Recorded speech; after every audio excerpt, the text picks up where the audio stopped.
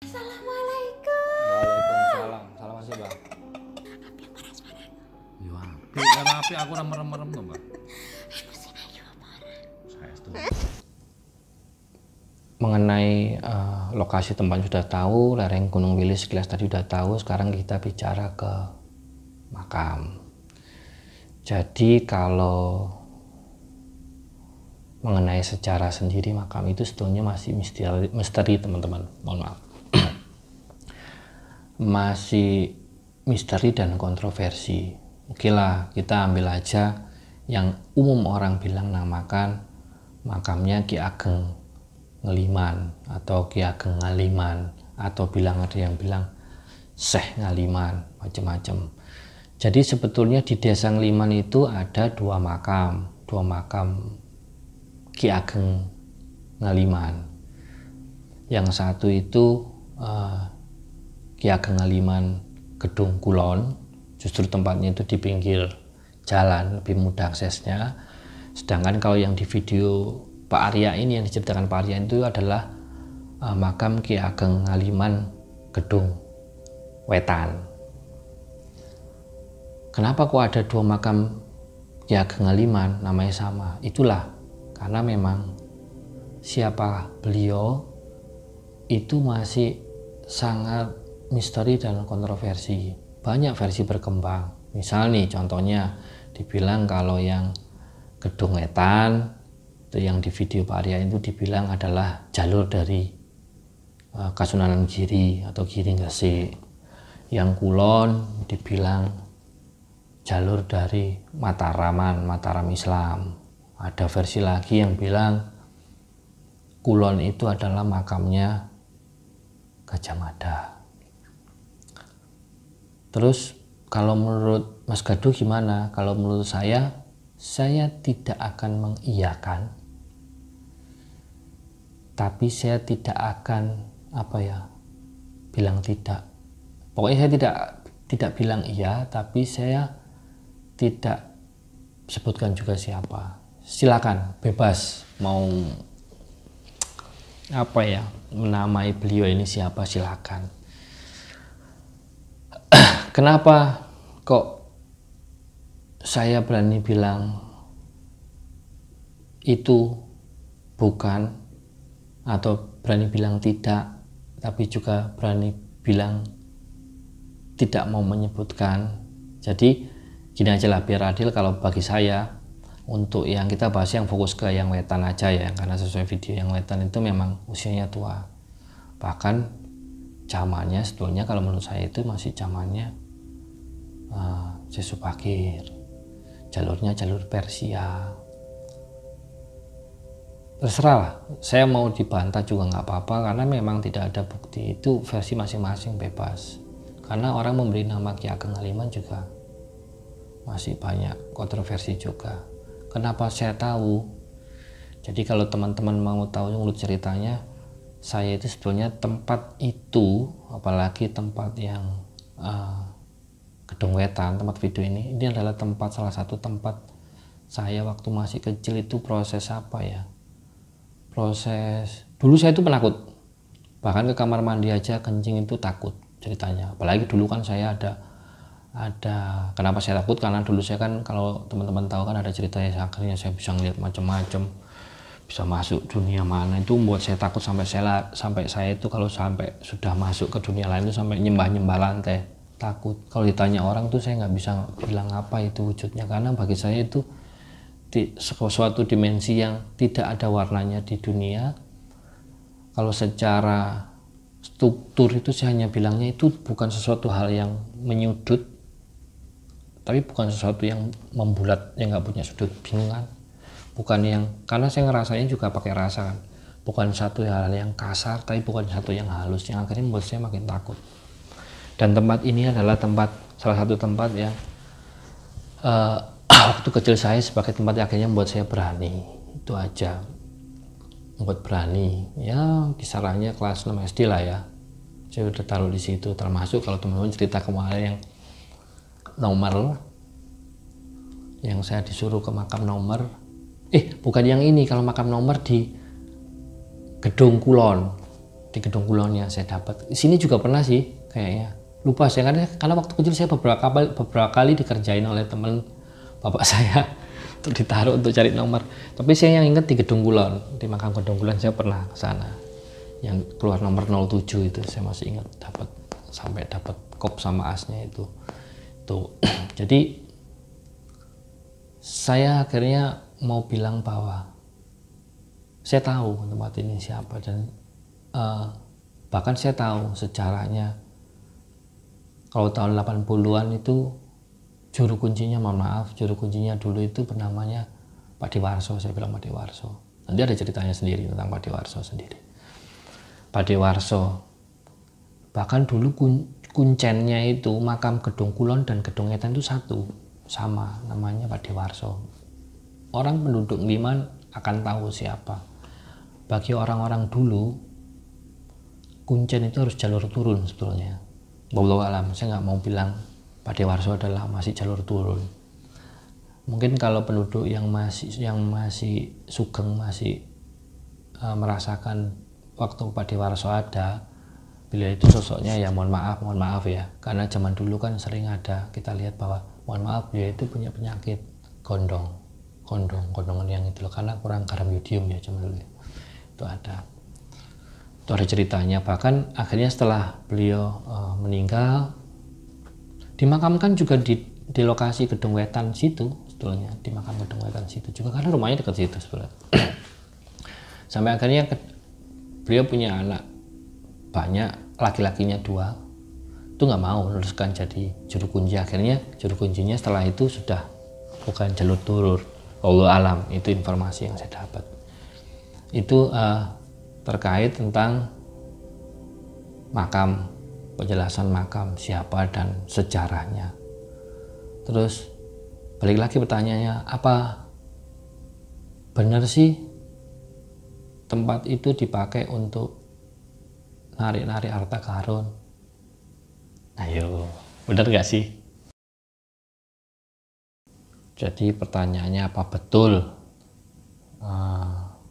makam Ki Ageng Ngaliman Gedung Wetan bisa dipakai untuk tarik harta karun? Kalau Gedung Kulon, setahu saya memang banyak dipakai orang untuk apa ya, mencari olah kanuragan, urusannya itu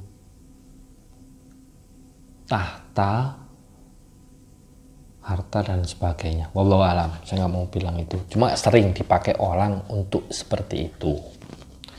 Cuma kalau Gedung Wetan, kalau bagi saya sebetulnya itu fungsi utama adalah untuk olah spiritual, olah batin segala macam, untuk prosesi kita mengakui dan mendekatkan diri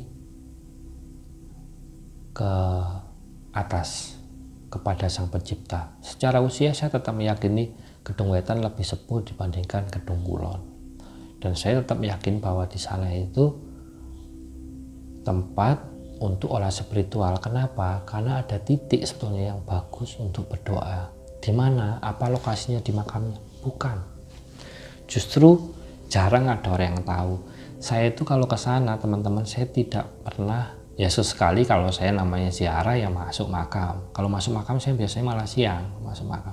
Ya kalau malam saya ke sana itu, saya bukan situ. Ada tempatnya memang jarang ada orang yang tahu, tapi memang harus ngelewatin situ. Nanti keluar dikit ada area, sebetulnya areanya itu lapang, tidak beratap apa-apa, kita bisa melihat bintang. Makanya kalau sana kalau bisa jangan musim hujan, bintang terang, tempat enak buat munajat berdoa, tenang suasana, auranya tenang. Kenapa kok bisa dipakai tempat macam-macam untuk, salah satunya buat narik harta karun segala macam. Harta karun adalah harta karun atau apapun itu adalah salah satu contoh yang bagi saya malah justru belum ekstrim, karena kalau banyak kejadian di sana itu malah justru kalau ke tempat Gedung Wetan pas di atas, bahkan ada yang berhari-hari nginep situ, itu ada yang ditemuin macam-macam, ada yang akhirnya ketemu dapat pulang bawa tuyul, ada yang dapat pesugihan tapi tetap jadi kaya, jalur nggak betul dan lain-lain. Kenapa? Karena bagi saya tempat yang bagus itu selalu dikelilingi oleh barang-barang yang kurang bagus, pasti. Kenapa? Karena di Gunung Wilis, saya bilangnya Gunung Wilis bukan area Gedung Wetan aja ya. Jadi Gunung Wilis secara keseluruhan, lerengnya Gunung Wilis sampai ke bawah. Teman-teman mau cari yang model apa aja itu ada. Mau cari yang namanya orang mau bahas koloni tuyul di Wilis. Mau model pesugihan apa di Wilis. Bahkan mau pesugihan lewat jalur selatan tanpa harus ke selatan ke Wilis bisa ada. Tempatnya itu ada. Di Wilis itu bahkan ada tempat yang dipakai, mohon maaf ini saya nggak ngasih contoh, tapi tempatnya bukan di Gedung Wetan, kita bahas ngomongnya Wilis. Tanah dipakai buat rusak usaha orang itu ada. Tapi ada juga tempat di mana airnya bisa dipakai buat menawarkan hal-hal yang jelek juga ada. Jadi semua itu ada, tergantung kembali ke niat kita masing-masing. Seperti yang saya bilang, titik di situ tuh bagus sebetulnya ada tempat, bahkan silakan percaya mau tidak percaya, saya juga tidak mau memaksakan untuk percaya. Titik itu bahkan pernah dipakai untuk pertemuan para wali. Tempat beberapa tokoh besar juga berdoa di sana. Kalau yang tahu sebetulnya kalau mau ke Gedung Wetan atau mau ke sana itu ada prosesnya, tidak harus langsung ke sana. Sebetulnya prosesnya itu hanya untuk apa sih?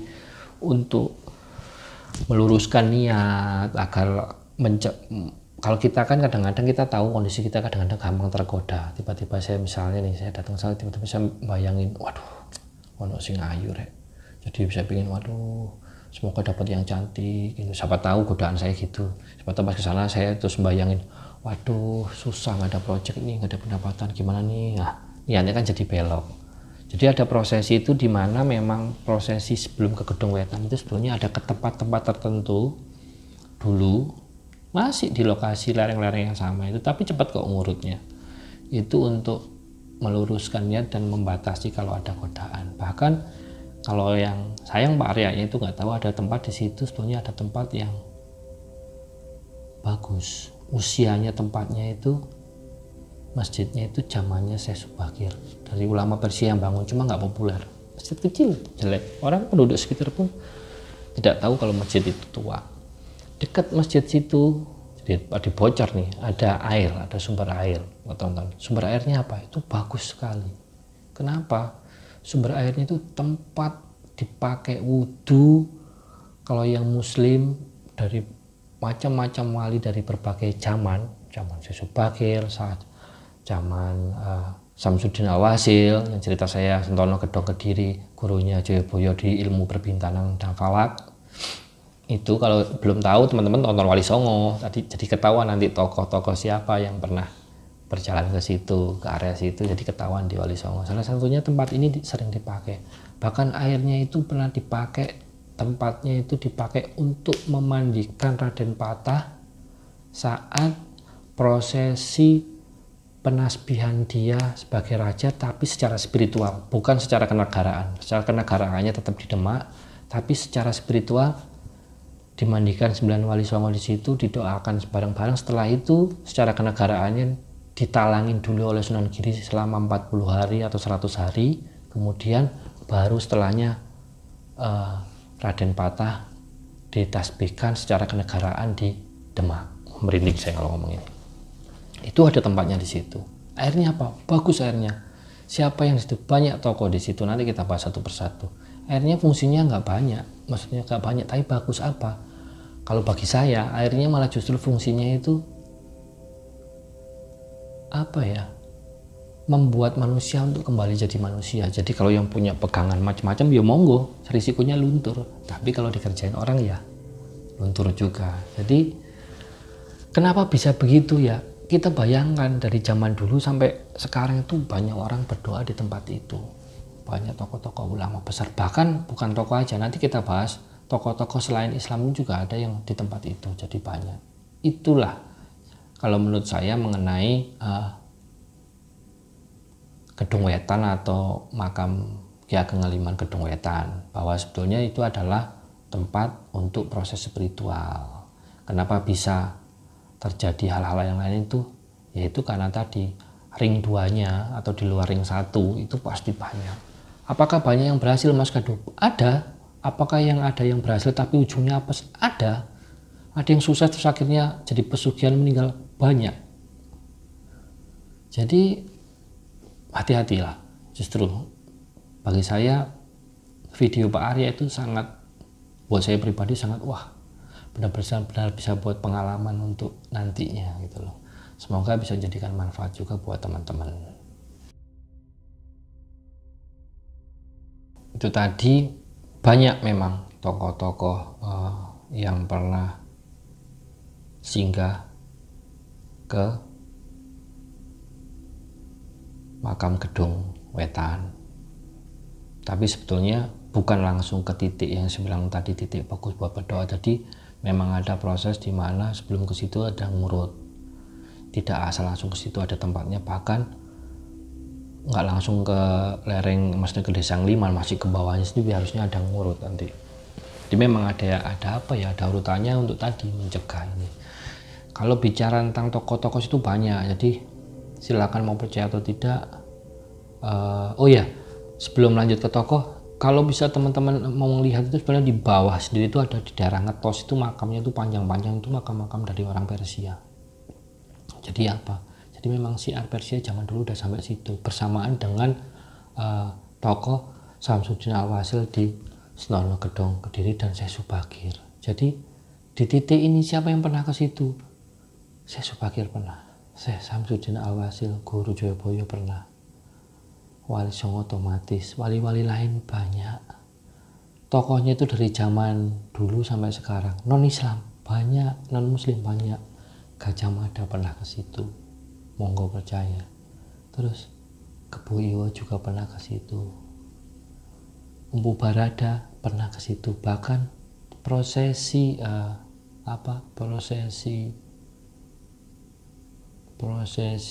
membelah Kediri dan Jenggolo pakai air apa? Ngambil airnya di sekitaran lereng Wilis itu, di mana ada tempatnya. Itu yang dipakai oleh Empu Barada. Monggo percaya dan tidak. Itulah sejarah yang ada, maksudnya cerita yang ada. Memang tidak akan ada bukti tertulis, tapi itu sisi lain cerita dari sisi spiritual.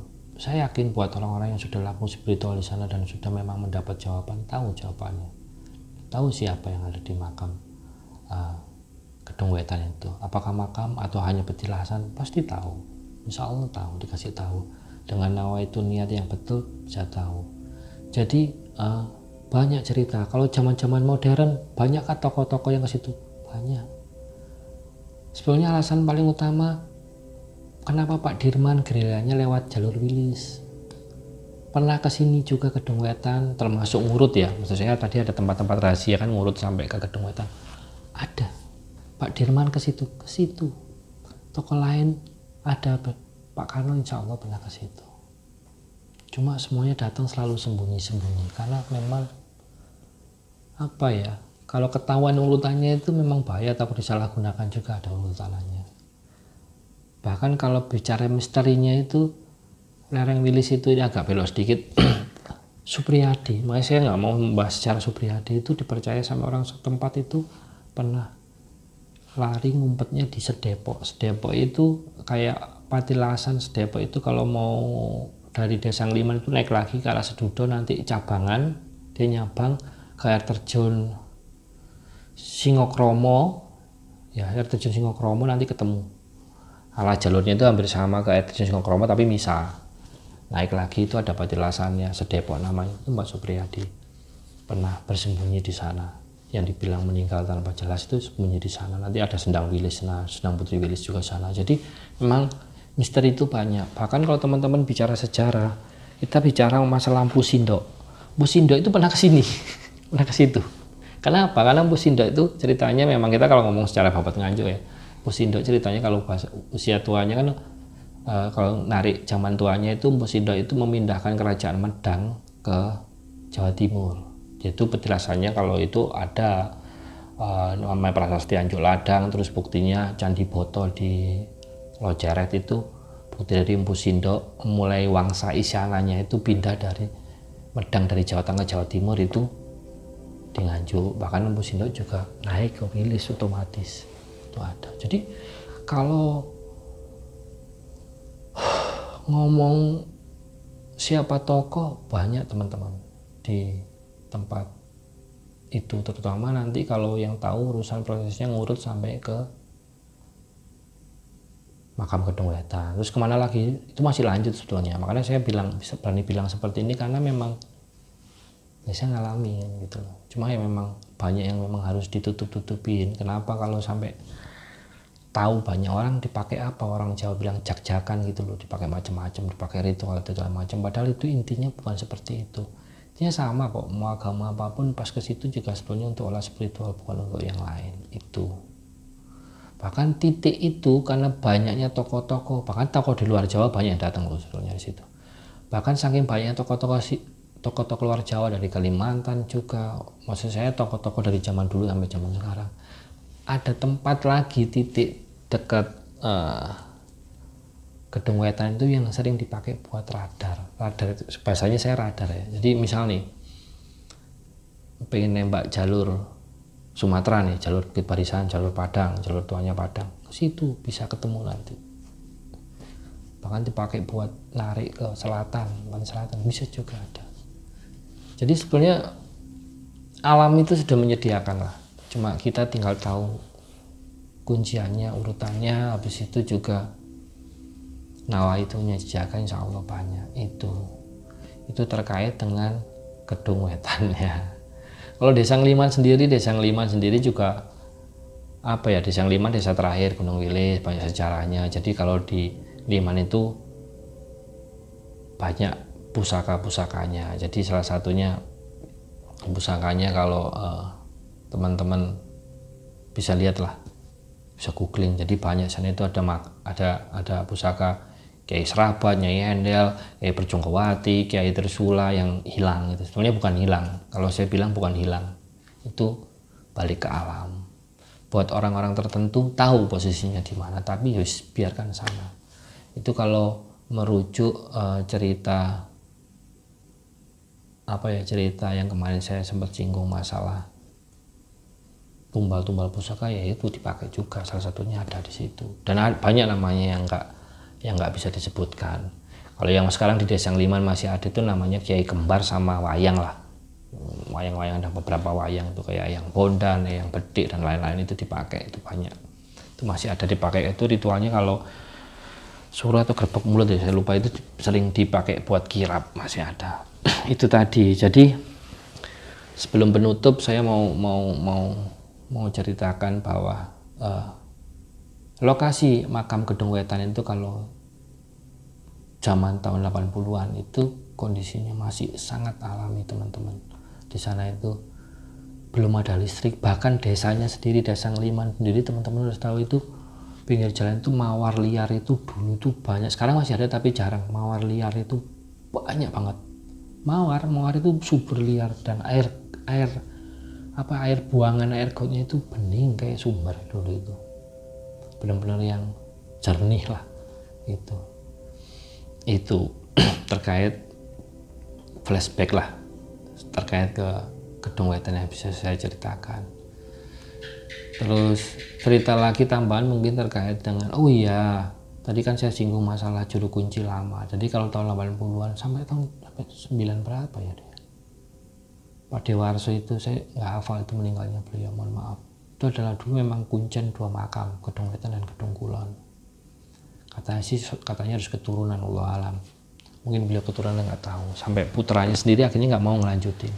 Ada, kalau bahas cerita misterinya banyak teman-teman kalau di sana itu ceritanya. Salah satunya ini kita ngomong misteri ya. Misteri aja sebelum closing. Biar tambahan, biar panjang. Saya udah lelah sebelumnya. Kalau bahas misteri itu panjang. Salah satunya nih saya ceritain. Ini real. Saya nggak bohong, real, benar-benar real. Saya diceritain dan penduduk situ pasti, silakan tanya ke penduduk situ pasti tahu. Jadi salah satu putra dari almarhum Kuncen yang awal, jadi putranya Pak Dewarso itu ada namanya Mas Jas dan Mas Kar. Mas Kar itu kan tidak mau, ceritanya sudah tidak mau jadi penerus lah, sudah berjalan hidup normal, juru kuncinya juga sudah diberikan ke yang lain, akhirnya berujung terpisahnya kuncen dari makam Gedung Kulon dan makam Gedung Wetan terpisah. Itu suatu ketika Mas Kar itu hilang 9 bulan, dan orang-orang tahu hilangnya itu dia waktu tiba-tiba jalan ke arah Gunung Wilis, habis itu nggak balik-balik 9 bulan. Orang mengiranya udah mati, mbuh opo lah, udah mati. Dan 9 bulan kemudian Mas Kar itu datang. Kondisinya apa? Sehat walafiat segala macam. Dia bilang apa? Dia bilang ke sana, lagi pengen ke gunung, sumpah pokoknya ceritanya dia pengen merenung, ketemu diajak, katanya keratonnya bagus, ada di atas itu ada keraton di Gunung Wilis. Saya lupa waktu itu ceritanya lewat jalur mana, kan banyak memang jalurnya. Kemana sampai akhirnya bagus, ketemu, kasih makan, dan menurut dia waktunya cuma bentar. Dia di sana cuma bentar, aku di sana cuma sehari, 2 hari, 3 harian kok. Tapi ternyata sudah 9 bulan, dan itu ceritanya real, nyata. Ada cerita lagi, ini juga real.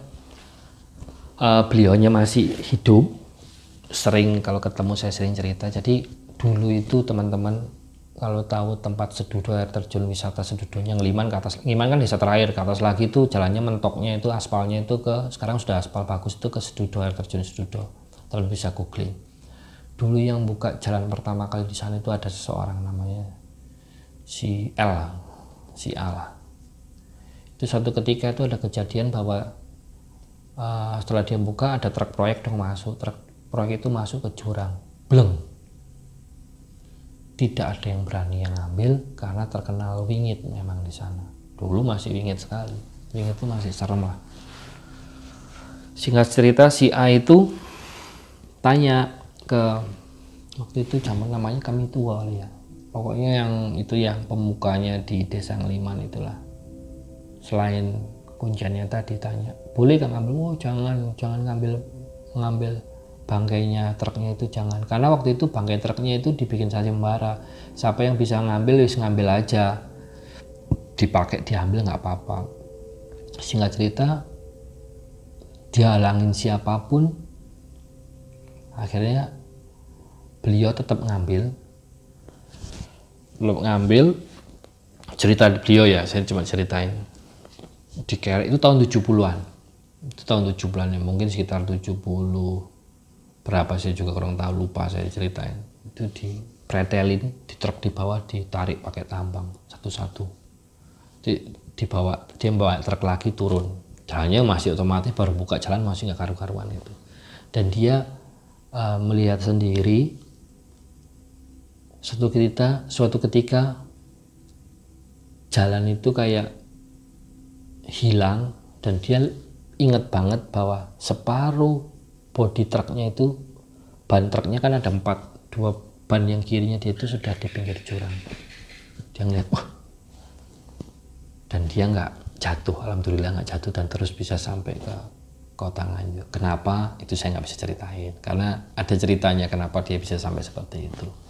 Dan apa yang terjadi setelah dia selamat, itu satu desa Ngeliman heboh. Itu ada ceritanya, kalau orang-orang sepuh tahu, pasti tahu, saksi matanya masih banyak, kalau yang masih sugeng ya.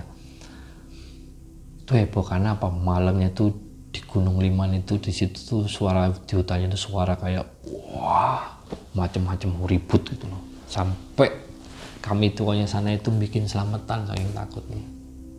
Itu cerita, dan itu memang benar-benar terjadi cerita misteri di sana, dan masih banyak berjuta cerita misteri dan rahasia di Gunung Wilis, baik dari lereng utara, selatan, timur, segala macam.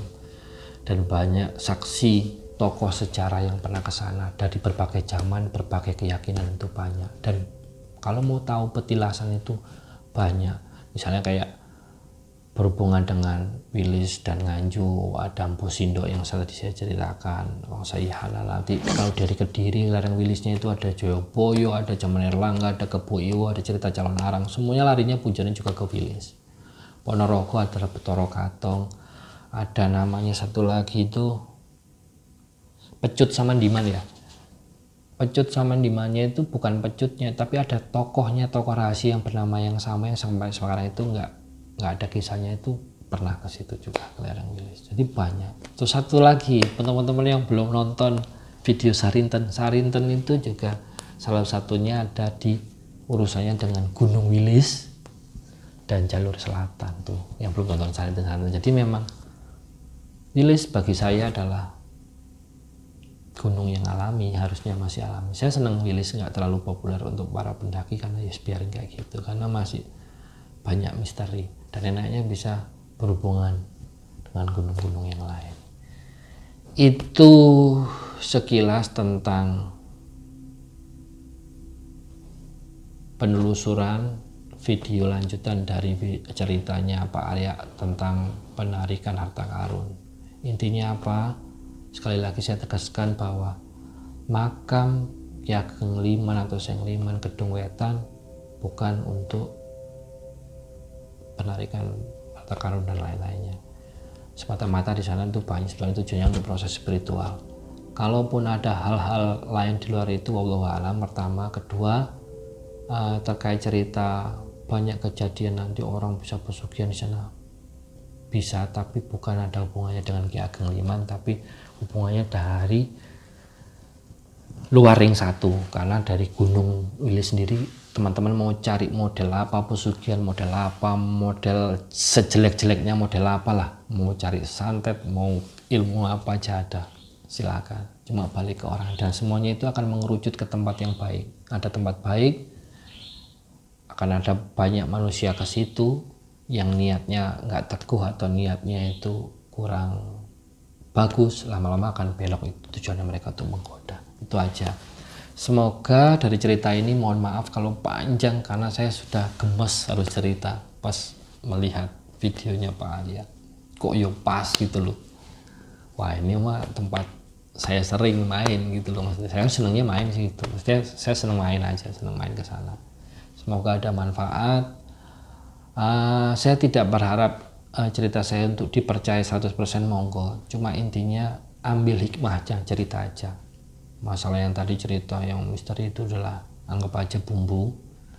Intinya ambil hikmahnya, ambil manfaatnya dari cerita ini, termasuk cerita Pak Arya, karena itu cerita bagus buat pengalaman kita ke depannya. Jangan sampai kita lupa dengan Sang Pencipta saat kita mendapatkan ujian. Itu saja. Kalaupun kita datang ke tempat-tempat seperti makam Ki Ageng Liman Gedung Wetan atau Gedung Kulon, niatkanlah kita untuk mendoakan yang dimakamkan. Kalau memang di situ memang ada makam yang dimakamkan, mendoakan makam, bertawasul atau kirim Fatihah, kita mendoakan. Kita juga berdoa kepada yang atas, semoga apa yang ada kebaikan di sosok di makam ini bisa diberikan ketika kita. Misal nih, beliau ahli syiar, punya sikap budi baik, perilaku baik, agamanya baik, semoga barokahnya turun ke kita, semoga bisa menjadi contoh kita. Itu aja doanya yang enak-enak.